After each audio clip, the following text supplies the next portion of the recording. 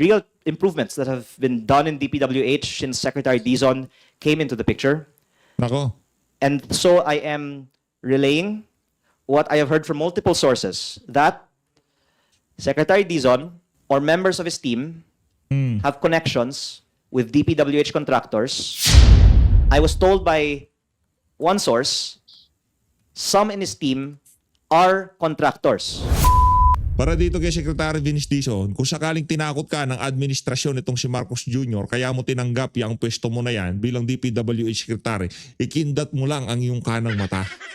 Diba? Kasi mahirap na ho mga kababayan kasi walang individual na nasa tamang katinuan na tatanggapin yung pwesto na yan dyan sa DPWH dahil nga sa sandamukal na problema na kinahaharap ng ahensya na yan ngayong mga panahon na to. Ano bang pinantakot sa iyo ng administrasyon itong si Marcos Jr.? BCDA, CDC, ano ba? Hindi, nagtatanong tayo, hindi natin alam kung bakit sobra ngayong mga panahon na to ika nga, nagbago ka ng anyo. Doon sa pagkakakilala naming Vince Dizon sa'yo, iba ka na ngayon. Diba? Yung tono ng pananalita mo, ang dating parang gusto mo na ring mapabagsak yung mga kalaban sa politika ng mga taong naglagay sa'yo dyan sa pwesto na yan. Hindi na katotohanan ang hinahanap nitong si Secretary Vince Dizon. Ma-implicate na lang o masiraan na lang yung mga politiko na malapit dito kay dating Pangulong Rodrigo Duterte. Ang dahilan kung bakit binabanhatan itong si Senator Christopher Bongo, simple lang, number 1 senator ho siya. Kasi kung sakaling iniisip ng mga bangag na to, mga advance mag-isip kasi ang mga yan Diba? Matatanggal natin si VP Sara. So sino ang ika nga papalit nila kay Sara kung sakaling ma-impeach si Sara o kung sakaling ika nga matanggal nila sa pwesto. Nandiyan si Bongo. Ano bang mababanat natin kay Bongo? As early as 2025, talagang tinatrabaho na ho nila itong si Senator Christopher Bongo. Pupunta ho tayo dyan sa paksa na yan. Pero ngayon dito sa video na to, magpo-focus muna tayo dito sa paglalahad o pagbubulgar nitong si Lian Legarda Libiste. Kaugnay dyan sa mga di umanong tauhan nitong si Vince Dizon na nakikipag-usap sa mga kontraktor. Hulaan ko kung Lian. Alam ko kung kanina nakikipag-usap yan. Mga taga Sunwest. Mga taga Sunwest. Mga taga High Tone. Ang hindi nila kinakausap, yaang Diskaya, yan. Kasi gagamitin nila yan para maikonekta si Senator Christopher Bongo. Para ika nga ay masiraan nila yung number 1 senator nung nagdaang eleksyon. Ito, umpisa nuna. Wala na maraming cheche-bureche. Basta isang like at isang subscribe. Masaya na po tayo dyan. So kung gusto yung i-share ang ating video, mas maganda. Pero isang like at isang subscribe. Masaya na po tayo dyan. Ito, si anak nitong si Loren Legarda na best friend nitong si Dong Gonzales. Okay.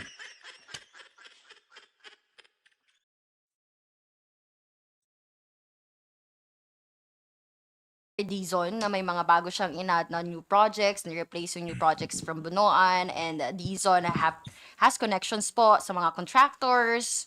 Kailangan niya i-disclose yung connections na yon. Sinasabi niyo po na yung members ng team ni Dizon ay mga contractors. Yet, all of these are hearsay. Wala po kayong ebidensyang maipresenta sa amin? Nako. First of all, Bata siguro ni Dizon yung media na nagtanong na yun about doon sa mga aligasyon itong si Leandro. I wouldn't want to say that I'm accusing, but that I am asking him to disclose and be transparent on whatever connections he or members of his team might have. Let me first go with what are the facts.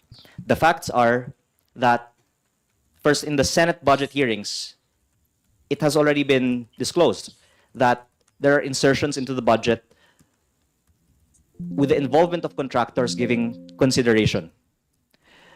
And in my own personal experience, I have been approached by DPWH officials with lists from contractors saying they will propose it into the budget, and that came into the budget of DPWH. And that it has been reported that this is widespread. Kung meron sa distrito ko, baka mas marami pa sa ibang mga distrito. So this is the context before Secretary Dizon came into the picture. And I have great respect for the real improvements that have been done in DPWH since Secretary Dizon came into the picture. Nako. And so I am relaying what I have heard from multiple sources, that Secretary Dizon Oh. or members of his team have connections with DPWH contractors. I was told by one source, some in his team are contractors. Nako. And yes, this is just what I was told. And I was told Hearsay, by another hearsay. person that others on his Mama ko, ano yan? Hearsay. Si Vince Dizon ang tagapagligtas ng sambayan ng Pilipino. Si Vince Dizon ang magpapakulong sa mga kurako dyan sa mga infrastructure project ng pamahalaan. Di ba? Pero ang hinahanap niya yung si Senator Christopher Bongo. Pero yung mga bumalang ka sa budget dyan sa House of Representatives, wala ho siyang pakialam. Zaldi ko, binanggit niya, hindi. Diskaya, tapos Senator Christopher Bongo. Masyado ho kasing obvious ang naratibo nila.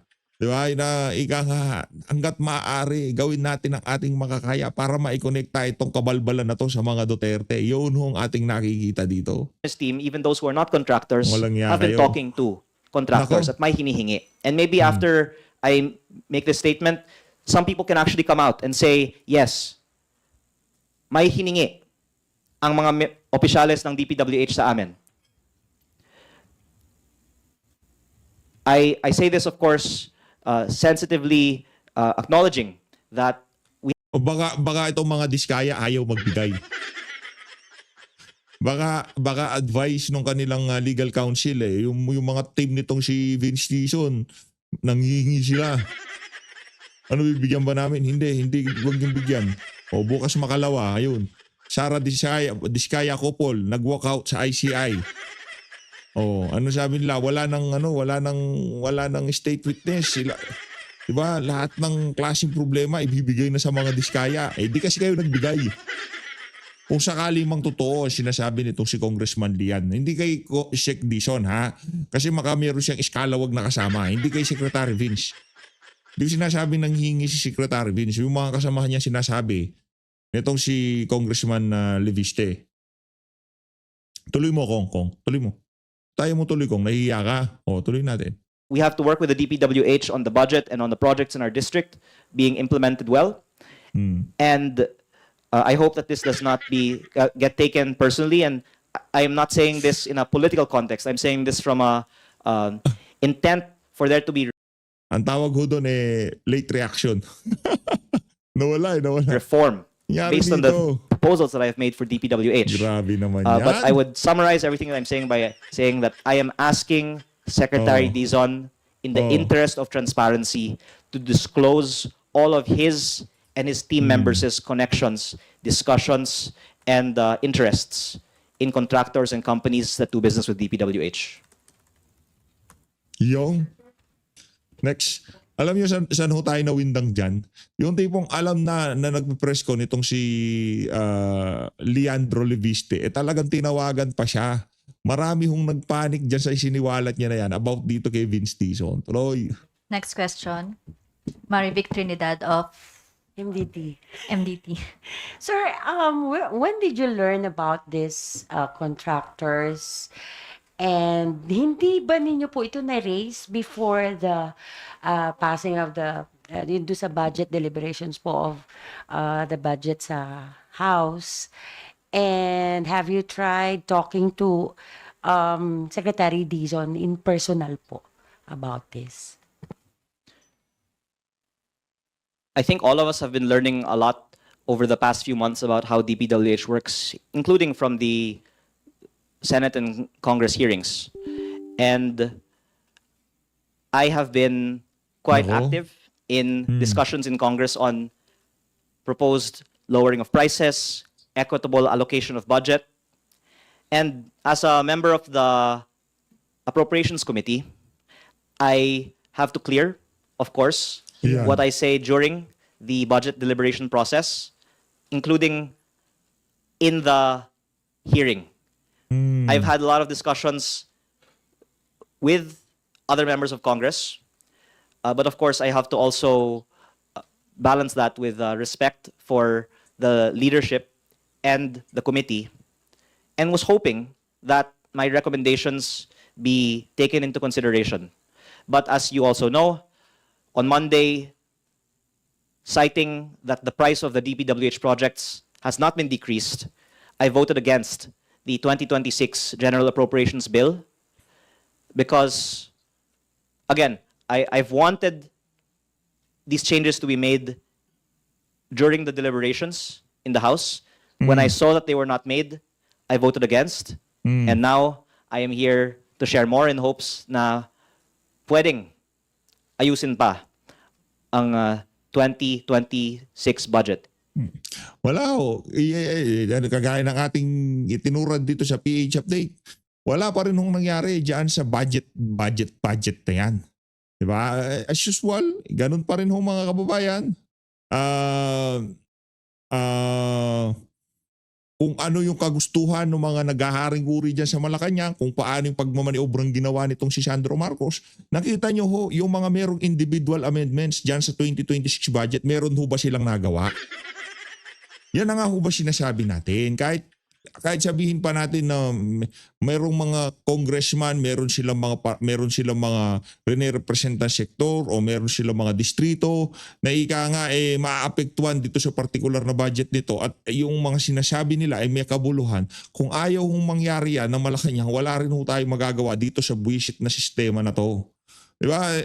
Pagka pinagbutuhan, tignan nyo naman doon kay VP Sara, hindi lang ho siya nagpunta diyan sa pagdinig, diyan sa mababang kapulungan ng Kongreso. Anong ginawa ni De Lima? Anong ginawa ng mga congressman?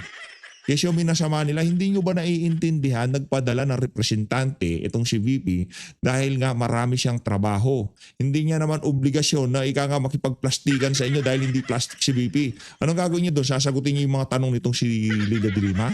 Sasagutin niyo yung mga tanong ng mga kamatayan black dyan sa House of Representatives? Mawala naman kwenta mga tanong nila, ba't kailangan pasagutin ni VP, di ba? Simple lang naman mga kababayan. Kung anong gusto ng mga ni Tambaloslos, ni Marcos Jr., kung mga kababayan, wala akong mangyayari dito sa bansa na to. Sa manwala ho kahit sa hindi, kahit ano pang sabihin nilang transparency, accountability, wala akong kakwenta-kwenta yung ginagawang pagtatrabaho nitong administrasyon na to para maibalik ang tiwala na sambayanan kung ano man ang ginagawa nilang proseso sa pamahalaan. Yun ho ang ating sigurado dito. Walang mangyayari dyan. Manwala ho kayo. Magiging worse pa ho yan. Dahil nahuli na natin sila dyan sa mga unprogrammed appropriation. Nahuli na natin sila sa pang-insertion nila. Sigurado ho tayo 100% bumaba bang budget compare dito sa 2025 tapos 2026. Hindi naman, halos parehas lang. O baka mas malaki pa nga itong 2026. O kung malaki itong 2026, hindi na bago ang ating budget dito sa 2025 budget. At itong 2025 budget na to, isang damukal ang mga nangyaring korupsyon. Huwag ho kayong umasa dito sa budget natin sa 2026 na ika nga magiging malinis ito. Kagaya ng inaasam-asam ng bawat isang Pilipino. Imposible hong mangyari yan. It is not too late to fix the 2026 budget.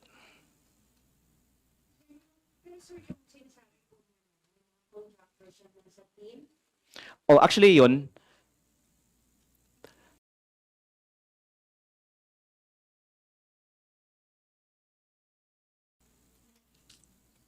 yung may contractor mismo sa team, I just Nako. heard about it a few days ago.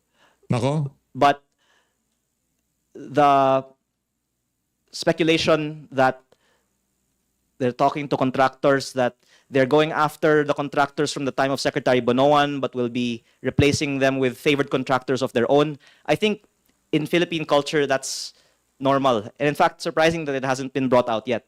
Because that would be the logical expectation, given the serious problems of our system. Again, Secretary Dizon has been regarded as a reformer, and he's done a much better job, of course, than than the one he replaced.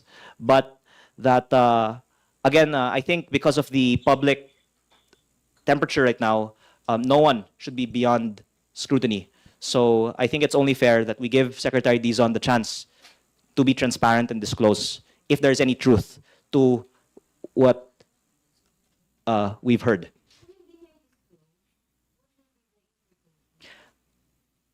I think it would be good to ask members of Congress what they know. Because I am one out of 317. I'm sure there's Ano ho yan mga kababayan, nagkakagulo na ho kasi sila. Hindi na, yung mga nasa House of Representative, yung kagaya nitong sila Congressman Gerdiola, Congressman Gonzales, Congressman Gigi Suarez, sila Dilipe, yung mga tauhan ni Tambaluslos, mga napapraning na yung mga yan. Napapaisip sila, baka tablahin na tayo nitong si Vince o baka, di ba, baka biglang mapunta sa atin na usapan, unahan na kaya natin siya. Ganyan yan eh. Diba? Hindi nila malaman kung ano mangyayari sa hinaharap kaya lahat na lang ng pwedeng maibato pati diyan sa pati diyan sa pati diyan sa DPWH secretary talagang tinatrabaho ho nila. Walang iba kundi House of Representative pa mismo. Kung kanino ka man nagpapagamit, ako wala namang problema eh. Wasakin nila yan sa Vinicius. Wala akong tayong problema dyan.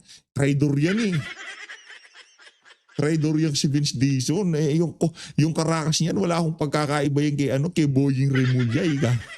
many more in the 317 that know more. So I think it will be good for our country if we just all be transparent now about what we know. Next question po is Krisha Subing-Subing of Inquirer.net. Subing-subing. Si Inquirer.net. Hello po. Kong, sorry. Andito ka na rin lang naman po, but can you name who was it that you heard ay contractor or has connections to contractors? Aminin ko na, yung mga tao na kinakausap ko, worried na yung sinasabi nila sa akin, sasabihin ko sa press briefing.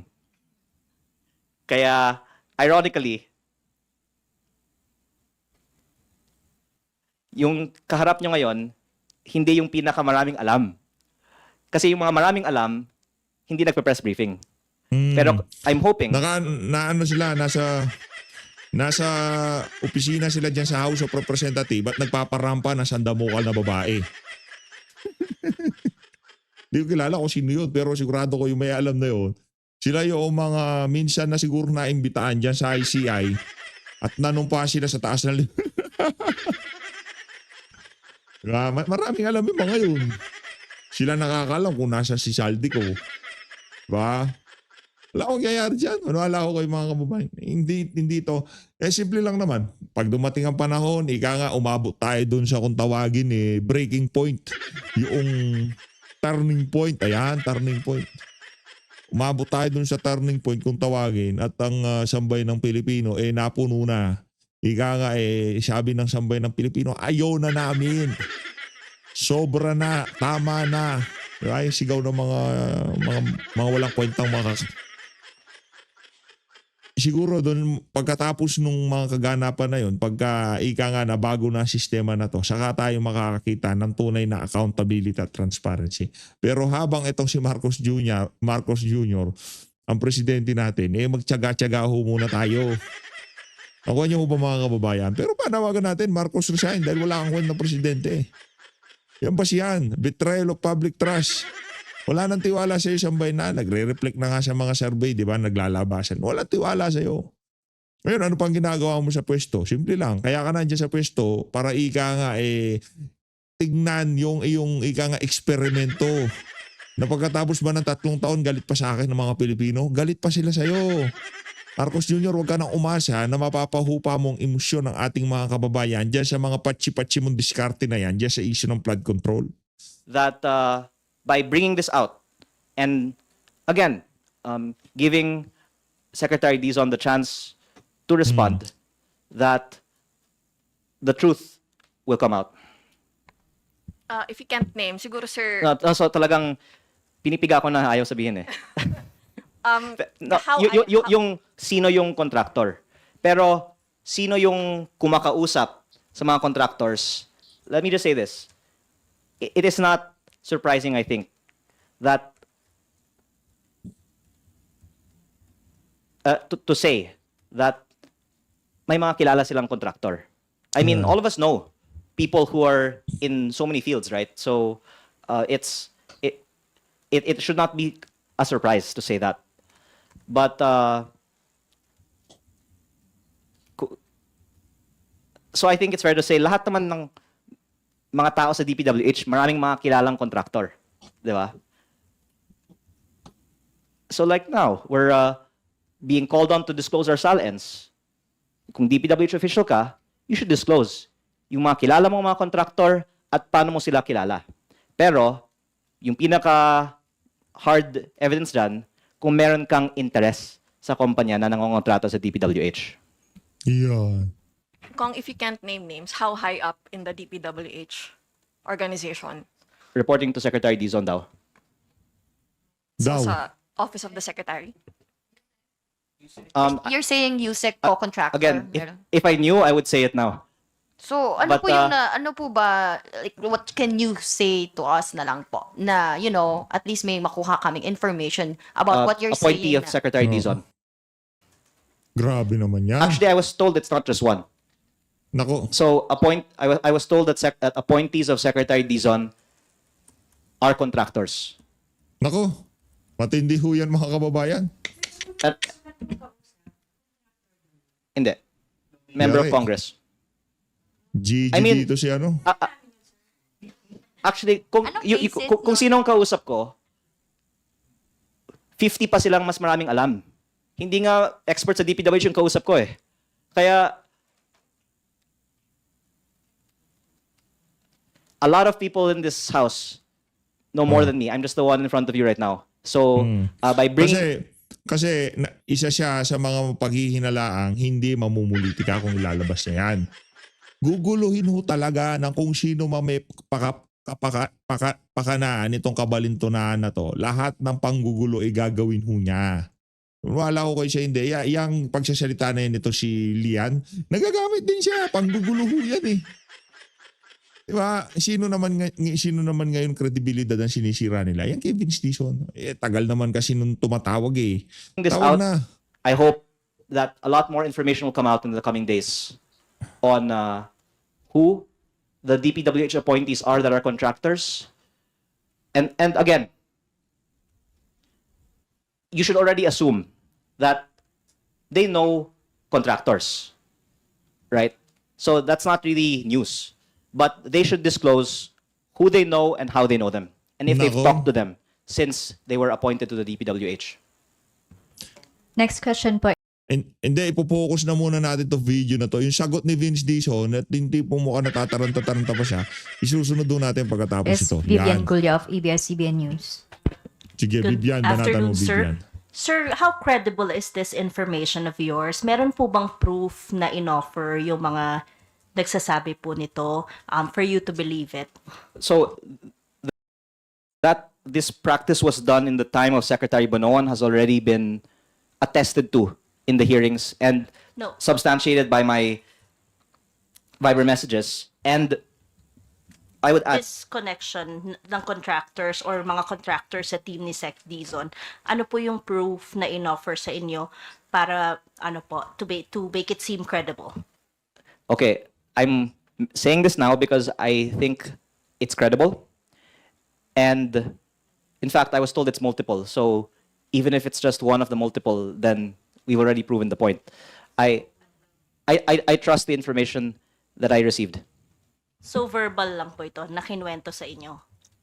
Well, if someone is indeed a contractor, then there will be some evidence that will attest that they are a contractor.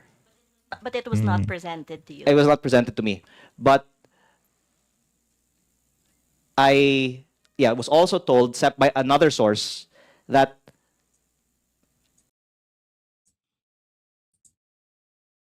another one of Secretary Dizon's appointees has been asking requests from contractors already. So again, it's more verbal, but from multiple sources. Nako. Check Thank you. Vince, ano to? Okay, what else can I attest? That he was asked to share information that he said he would share, that he has not shared. And that information is readily available to share. So again, I'm just trying to weave together these different data points to say, what are we trying to hide?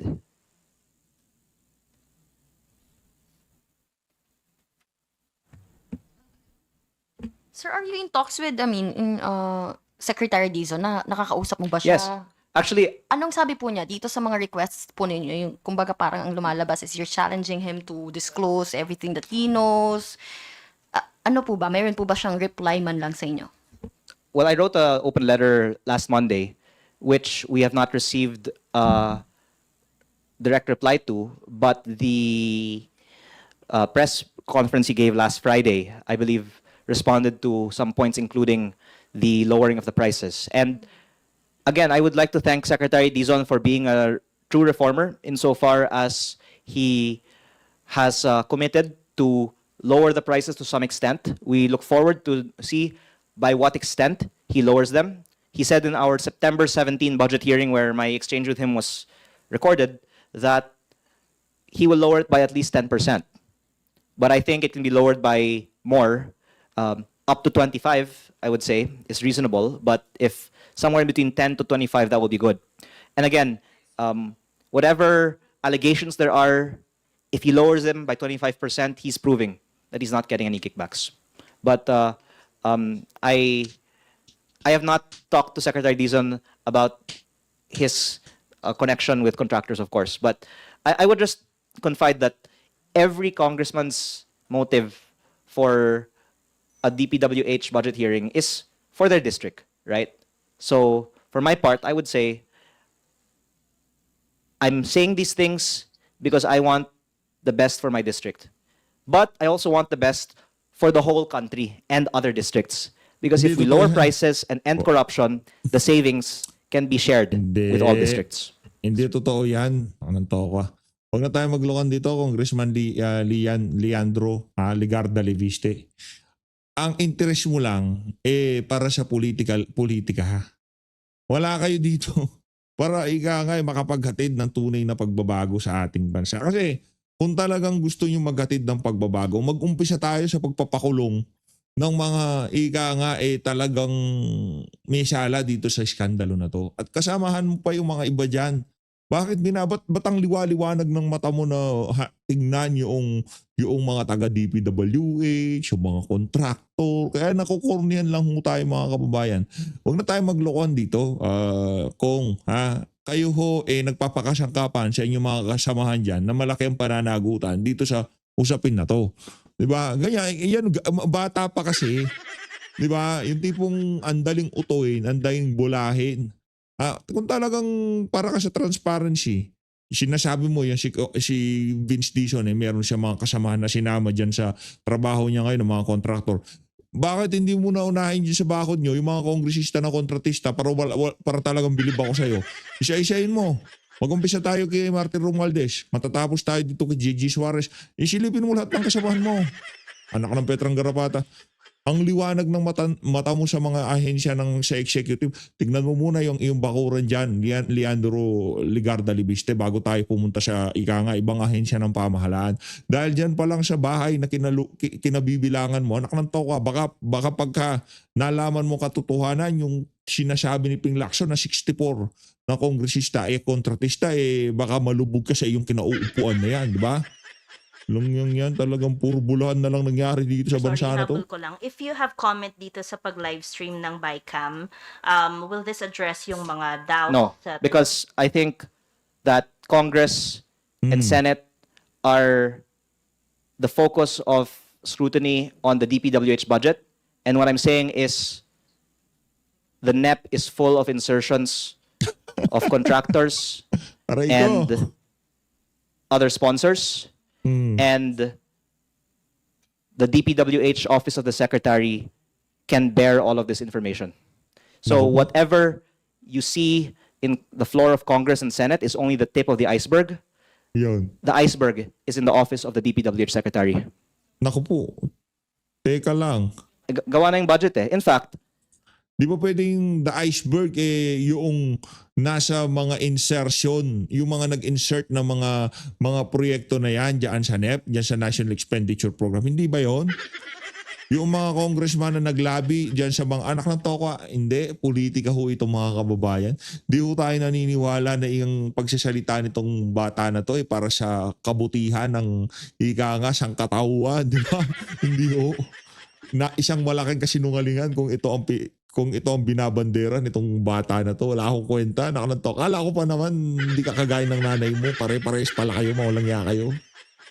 Lalong kailangang amendahan ng budget.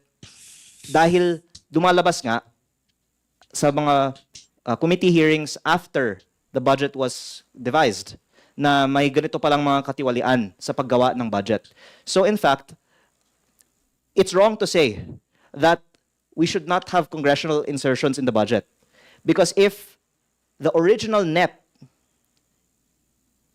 has these alleged contractor-sponsored projects, then if we want to reduce corruption, first of all, we lower prices across the board, and then we take out the contractor-sponsored projects and put in the projects that are really needed by our districts, which, again, I'm just being transparent. In my district's case, what we need is classrooms, because I'm advocating for budget based on population, because we have double, triple, quadruple the population of other districts, and if we're only getting the same budget as an average district, then kawawa naman yung mga bata sa aking distrito na kailangan na makipagsiksikan dahil kulang ang budgets na binibigay sa mga malalaking distrito.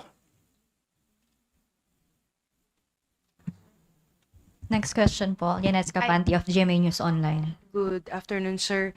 Sir, since you mentioned these are appointees of Secretary Dizon, would you say na nagkulang rin siya sa due diligence in vetting these appointees? Actually,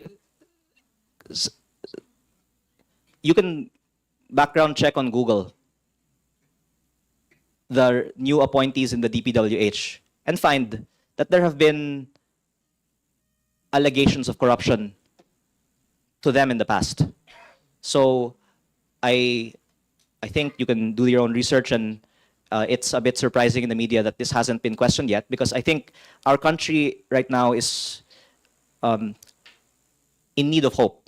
And we have seen in Secretary Dizon a possible chance for reform in the DPWH. He will truly be a hero if after this press briefing, he will be the one to come clean on all of the connections to contractors of the new appointees in DPWH, and all the times he's been offered, or they have been offered kickbacks, and to lower prices and commit to end kickbacks in DPWH. Nako.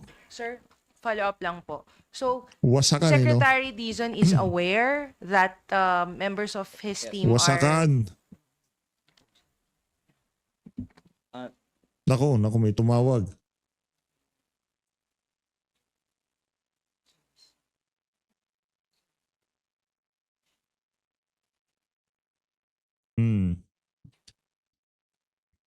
Okay po.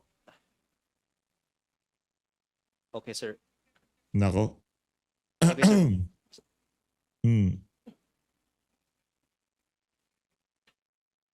Yes, sir. Basta, sir, ang gusto ko, transparency and equitable allocation ng budget ng DPWH. Ayokong paboran lang ang aking distrito.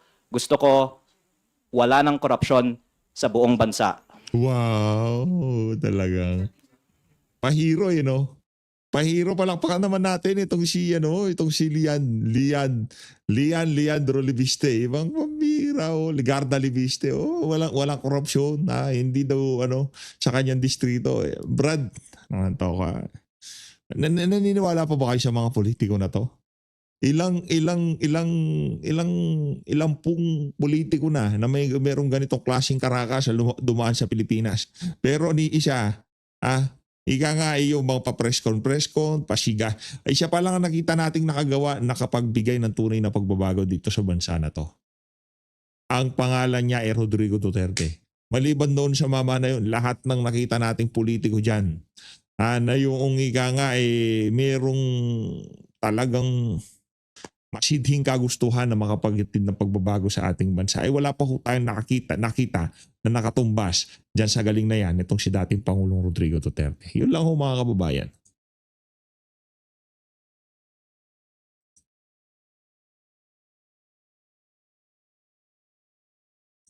Tuloy natin.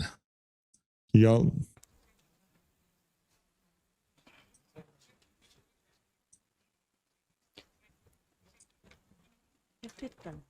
si Vincent, Yes, baka sir. si Vincent. Oh. Yes, sir. Tinawagan Basta, sir, kapag may savings, sana po matulungan natin ang buong bansa pag may savings, pag bawasan natin ang presyo sa DPWH.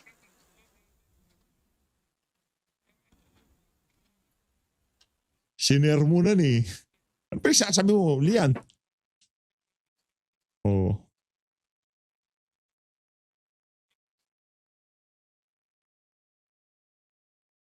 Yes. Thank you.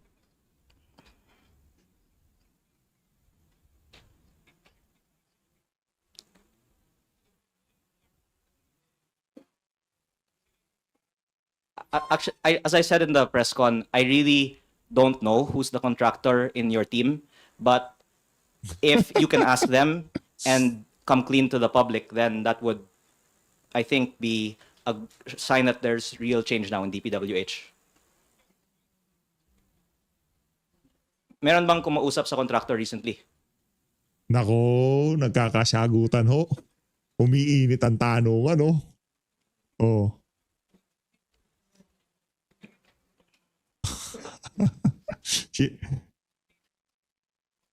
Tanong ko ho sa inyo mga kababayan, sa lahat ng kaguluhan na to, sino nagbebenepisyo? Martin Romualdez Saldico. Ay, nako. Yes, as I said naman po, I have not even been told who in your team is a contractor. I'm just relaying what I heard. Pero I think it's unavoidable na DPWH officials talk to contractors. So maybe Sec Vince can explain what was discussed in those meetings.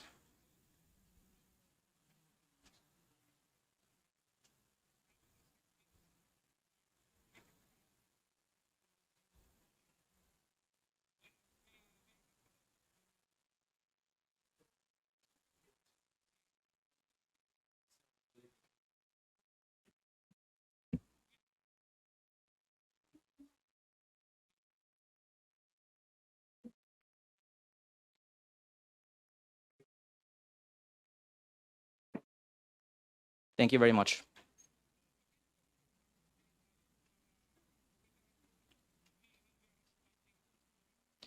And then pag ibaba naman natin yung presyo, pakita natin na wala tayong pinaprotektahang kita ng contractor. Pwede nating i-anunsyo na 25%. Kina-compute pa.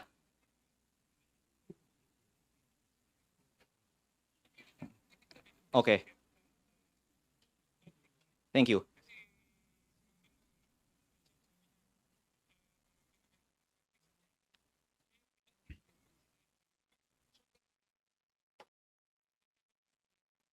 Thank you. Thank you.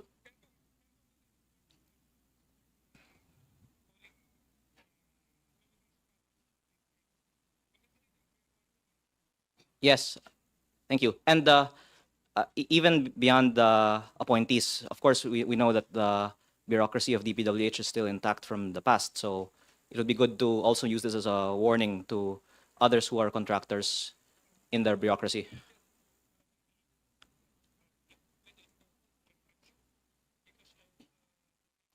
So the DPWH will do a systematic search of who are the contractors and to make sure that there are no more contractors in DPWH.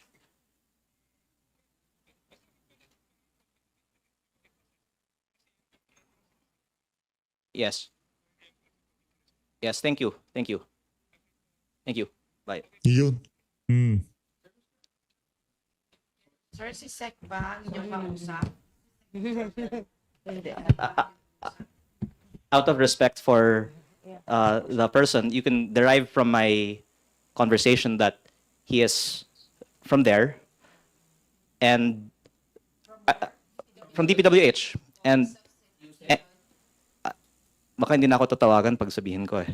Pero at least like I can say that their response is kung meron man tatanggalin nila. Of course, there should not be contractors who work in DPWH. And by the way, this is very widely known in government, but maybe should be known by the public, and the gentleman on the phone just admitted it, among the regional directors and district engineers, there's so many contractors who work in DPWH because it's logical. If they're giving contracts to contractors, why not set up contracting companies themselves? That's from the DPWH officials themselves. Now, they're saying they will search who among the new appointees is a contractor and remove them. Sir, may commitment ba yung nakausap ilalahat nila yung mga kilala nilang contractors?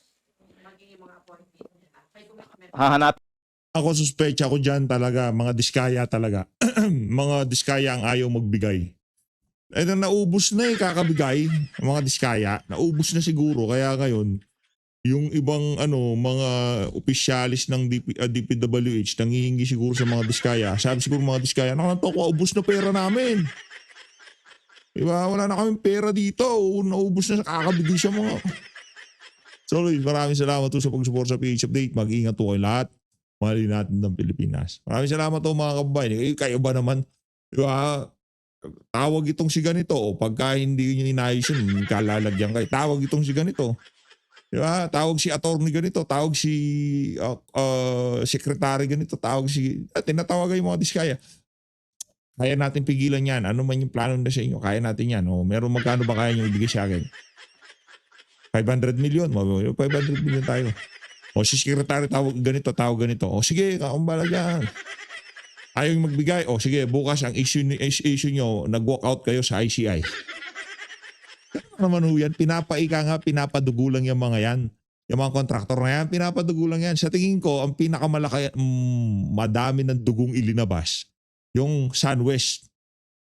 Kasi pagka ikaw, mabilis ang tagas ng dugo mo, ikaw ang pinaka hindi iimbestigahan dyan sa mga aligasyon na yan. Pero pagka ikaw, patak-patak yung dugo na yung lalabas mo, naku, may kalalagyan ka sa mga politiko na yan. So, guys, maraming salamat po sa pag-support sa PH Update. Mag-ingat po kayong lahat. Natin ang Pilipinas.